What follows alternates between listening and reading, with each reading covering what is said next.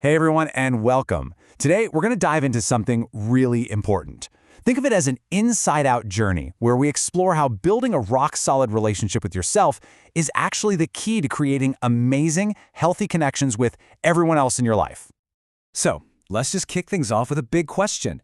And I want you to really truly think about this for a second. Out of all the people in your life, your family, your best friends, everyone, what is the single most important relationship you will ever have? You guessed it, it's the one you have with yourself. It's kind of wild when you think about it, but pretty much every other relationship in your life is a reflection of this one. It is the starting line for, well, everything. And that's exactly where we're going to begin. All right, so section 1 is all about building up your self-worth. Because, before we can even talk about connecting with other people, we have to get really clear on how we see ourselves. It all starts from the inside out. Okay, so let's break down a couple of key ideas here. First up, we have your self-concept. The easiest way to think about this is like it's your own internal mirror. It's just how you see yourself. And having a positive self-concept isn't about thinking you're perfect. It's about genuinely liking and respecting the person you are, flaws and all. And right alongside that, you've got self-esteem. So if self-concept is how you see yourself, self-esteem is the value you put on that person in the mirror. It's that deep down feeling that you matter, that you have worth, just by being you. Okay, so this is the good stuff, the practical part. How do we actually do this? Well, this slide gives us some awesome concrete steps.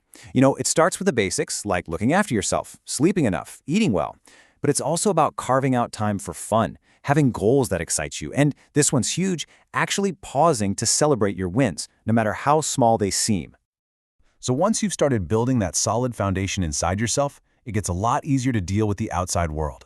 And that brings us right to section 2, the power of feedback. See, when your self-worth is strong, feedback stops feeling like this scary personal attack and starts becoming what it's supposed to be, a really powerful tool for communication and for growth. And this leads to a classic problem, right? We've all been there. How in the world can you tell someone how they could do something better without completely crushing their confidence or just making them feel awful? There's definitely an art to it, but luckily, there's also a pretty simple method. And here it is, a super simple two-step process. The absolute key is to always start with something positive. Point out what they did well, acknowledge their effort. That creates this safe space, this cushion that makes it so much easier for them to really hear the second part, your suggestion for what could be tweaked or improved. And here's why this little trick is so brilliant. It's not just about being nice. It actually gives the other person more confidence. It frames your feedback as something helpful, not hurtful. And that makes it way easier for them to take it on board and even ask for help. It turns a potential conflict into a real team effort. So speaking of that kind of teamwork, let's turn our focus back inside for a minute with section 3, navigating your emotions. Because being able to understand what's going on in our own inner world is an absolutely critical skill for managing ourselves and our relationships. Look, we all feel sad, we all get angry. These feelings are totally normal. But a lot of the time, we have no idea what to do with them. This slide offers a simple but super powerful game plan for both. Just talk about it. When you're sad, talk to people who care. When you're angry, instead of blowing up, talk to someone about what's really going on. Just giving the emotion a voice is the first step. Now this is really interesting. We use these two words, empathy and compassion, interchangeably all the time, but they're actually different. Empathy is about understanding. It's when you try to put yourself in someone else's shoes and really get how they feel. But compassion? That takes it one step further. It's caring about how they feel and being moved to actually do something about it. Empathy is feeling with someone. Compassion is acting for them. So how do we get better at all this emotional stuff? Well, here's your toolkit. 5 core skills that can make a huge difference. We already talked about talking about your feelings, but look at the others. Taking care of your body, journaling to see your own patterns, using positive self-talk to change your outlook, and, this one is so important, knowing that it's okay to get help if things feel too big to handle on your own. All right, for our final section, we're going to pull everything we've learned so far, self-worth, communication, emotional smarts, and apply it all to our relationships. This is all about learning to build your circle of support by knowing the difference between a connection that's safe and one that isn't.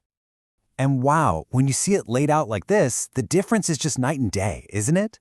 On one side, you've got safe relationships. They're built on respect, support, and honesty. And on the other, you have unsafe ones, which are all about things like bullying, no support, and broken trust. It's a really stark contrast, and there's not much of a gray area. So let's focus on the good stuff. What does a safe relationship actually feel like? Well, these are the green flags you want to look for. You feel respected for who you are. You know that they've got your back. They show you they care, and you can trust them.